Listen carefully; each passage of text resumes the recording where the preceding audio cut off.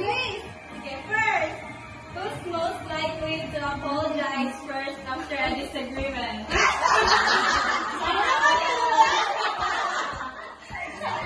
Never eh.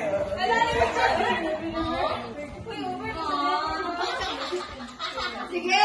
Sa tag-ayang sala, buhay mag... Sige. Who's most likely to say I love you first?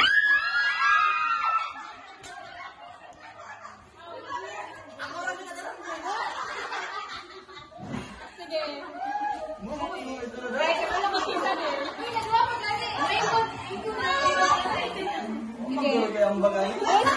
Who's most likely to forget where they put their phone? Amatik. Yung time niya sa... Ay, naku Lord. Sige. Who's most likely to say something embarrassing in public? Siya? Basta barang yung kamalan sa public. Mawaway na Gopo ni mo eh.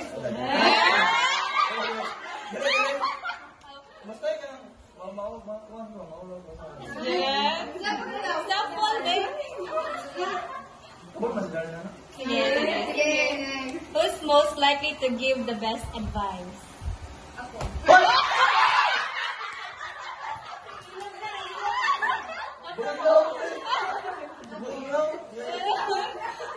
Sabi dyan.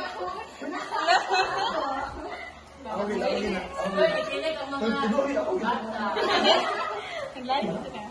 Sige. Who's most likely to start a serious conversation?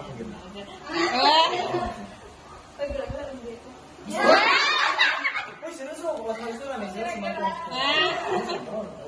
Ikaw mag-ampun ba? Sige. Who's most likely to tease the other? Mangulit.